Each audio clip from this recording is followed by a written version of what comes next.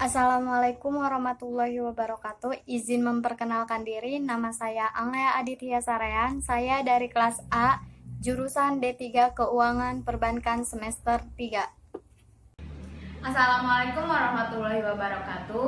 Halo semuanya, perkenalkan nama saya Dinita Tridevi dari kelas 3A Perbankan dan Keuangan. Di sini kami akan sedikit mempresentasikan tentang perusahaan pembiayaan infrastruktur.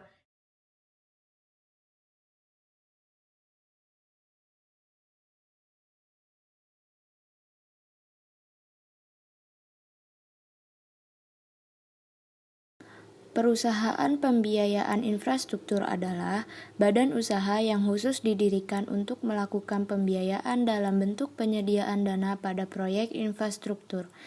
Infrastruktur adalah prasarana yang dapat memperlancar mobilitas arus barang dan jasa.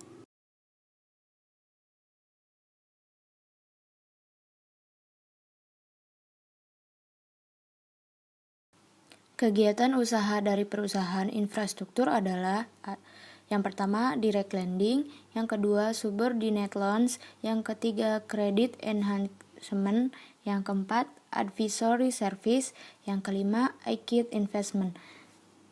Pemberian pinjaman langsung atau direct lending untuk pembiayaan infrastruktur, refinancing atas infrastruktur yang telah dibiayai oleh pihak lain, dan pemberian pinjaman subordinasi atau subordinate loans yang berkaitan dengan pembiayaan infrastruktur. Selain itu, untuk mendukung kegiatan usaha, perusahaan pembiayaan juga dapat melakukan pemberian dukungan kredit atau credit enhancement, termasuk penjamin untuk pembiayaan infrastruktur, pemberian jasa konsultasi atau advisory service, penyertaan modal atau equity investment, upaya mencairkan swap market yang berkaitan dengan pembiayaan infrastruktur, serta kegiatan atau pemberian fasilitas lain yang terkait dengan pembiayaan infrastruktur setelah memperoleh persetujuan Menteri Keuangan. Selanjutnya ada permodalan perusahaan pembiayaan infrastruktur. 1. Modal disetor dalam rangka pendirian perusahaan pembiayaan infrastruktur ditetapkan paling sedikit sebesar 100 miliar rupiah. 2. Perusahaan pembiayaan infrastruktur wajib meningkatkan modal disetor menjadi paling sedikit 2 triliun rupiah dalam jangka waktu 5 tahun sejak tanggal diterbitkannya izin usaha. 3. Rencana peningkatan modal sebagaimana dimaksud pada ayat 2 dilakukan secara bertahap dan meningkat secara hukum, serta wajib disampaikan pada saat pengajuan izin usaha. 4. Dalam hal ketentuan sebagaimana dimaksud pada ayat 2 tidak terpenuhi karena kondisi pasar, perusahaan pembiayaan infrastruktur dapat melakukan perubahan rencana peningkatan modal disetor dengan persetujuan Menteri. 5. Modal disetor sebagaimana dimaksud pada ayat 1 tidak berasal dari kegiatan pencucian uang atau yang biasa disebut dengan money laundering.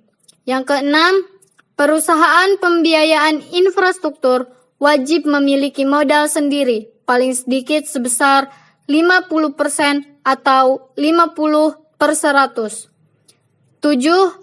Dalam hal modal sendiri, perusahaan pembiayaan infrastruktur kurang dari ketentuan sebagaimana dimaksud pada ayat 1, pemegang saham wajib menutup kekurangan tersebut.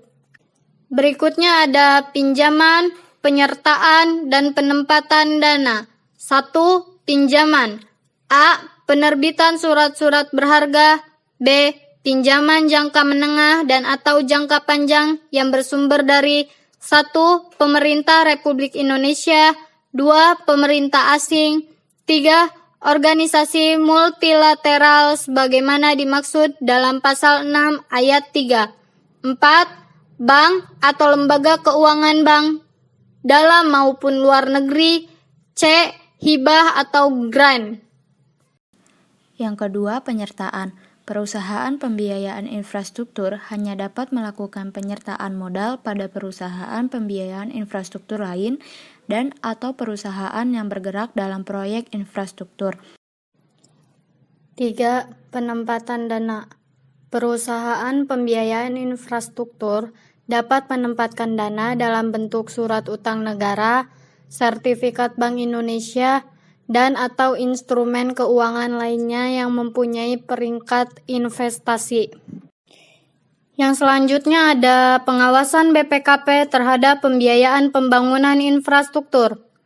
Peran pengawasan terhadap pembiayaan pembangunan dalam rangka pembangunan infrastruktur dapat dilakukan dengan ruang 1.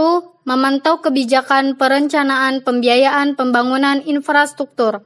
2. Memantau kebijakan pengeluaran APBN untuk infrastruktur di wilayah Indonesia Timur. 3. Melaksanakan perintah Presiden untuk memantau pelaksanaan proyek listrik 35.000 MW.